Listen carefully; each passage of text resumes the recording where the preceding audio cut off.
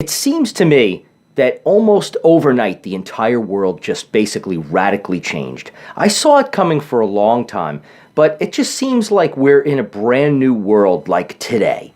Now, back in the day, I saw the trends kind of taking hold back in the 90s and all through the 2000s. But it just seems like things snapped at this point, and we really are living in a brand new world. I am not a doomsayer. I don't think that all things are doom and gloom. I heard a very interesting story about the first words ever written. It came out of a National Geographic special. And the very first recorded words were complaints of a father about his son that he was partying too much and just wanted to have a good time. And eventually the kid, they were opening up trade routes, and he sent the kid on some task to open up a trade route with another town, and he had to encounter bandits along the way, and he got shot in the leg with an arrow, and he became a man. This was like 4,000 years ago. So this has been going on for a long time. But recently I've encountered a trend that's dangerous and counterproductive and is worth doing a video about. And it's going to sound a little alarming, but it's definitely something that needs to be addressed. And based on all my years of experience in the music business, I think following this path is dangerous. And the worst part about it is that it seems to be institutionalized. What do I mean by that? Institutionalized. I recently went to a local college, and I saw the college band play the 70s night, disco night. Actually, it was a while back, a few years ago, maybe 5 years ago.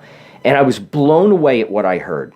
And I contacted the head of the music department, and I said, "Your band is amazing. You really should be proud of yourself. I don't know what you did to train these guys to make them so incredible." They were playing Bee Gees songs. They were playing funk songs. They blew me away.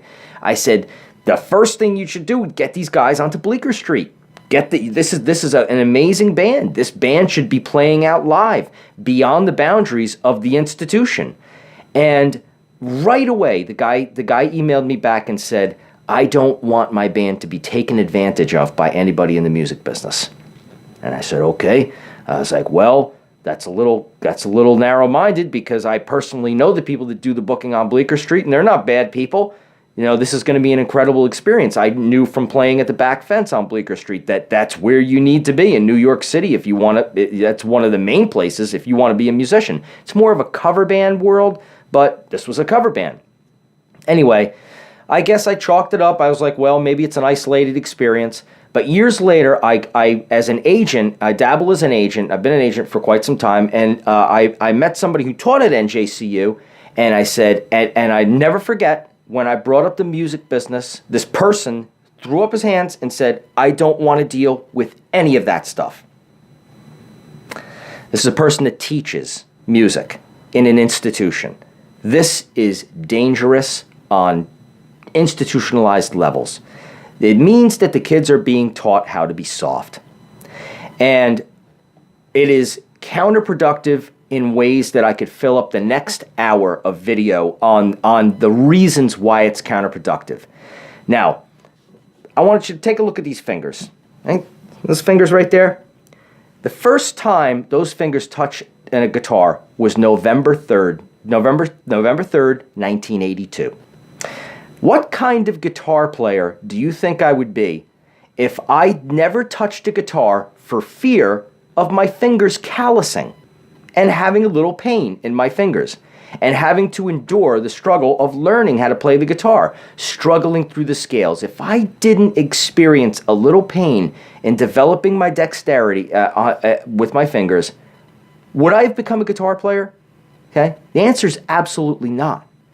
As a musician and as an artist, the first thing that you should do is jump headlong into the million experiences that you're going to experience in the music business, and deceit is one of those aspects. And you're going to learn how to notice. You're going to learn how to spot it out over time. If you think you're not going to get taken advantage of in the music business, you are absolutely wrong. You will be taken advantage of in the music business, and if you learn how to dot your I's and cross your T's as soon as possible, then you'll eventually become a very strong person.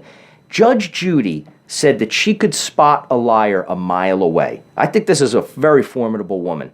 When Judge Judy was 25 years old and she walked into her first courtroom, do you think she was astute and as developed and as knowledgeable and wise in spotting people out who weren't telling the truth that she is now at 75 years old? Of course not.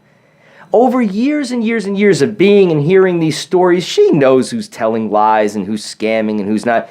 You too, as an artist, as a musician, as any of these things, are going to be able to spot. But if you don't let yourself callous by experiencing these people, you're not going to grow. You're not going to be able to identify it. Not only that, you're going to be a marshmallow. And there's nothing worse in the music business than a marshmallow. I've met them. They have trust funds. They're not strong. They're not aggressive. They don't get out there. They don't make contacts. They don't work the room because they just develop this sense of self-entitlement where it's just going to happen. And it's not going to just happen. You're going to have to get out there. You're going to become a different person. And you're going to become a strong person. And eventually, hopefully, you'll become a successful person. Your goal is to make money and be a self-sufficient artist, right? Is it? Because if it's not, then you should redefine your goals. Your goal is to make a living as an artist so you can be on the phone all day long, free from the shackles of a day job where you can't make those calls and make those connections. Believe me, I know for a fact that one call out of 50, in my case, one call out of, well, I'm doing good, so my ratio is pretty good. But in the beginning, if one call out of 50 works out and gets you a job, then you're really doing good. But you got to make those 49 calls, and you ain't going to do it from a day job.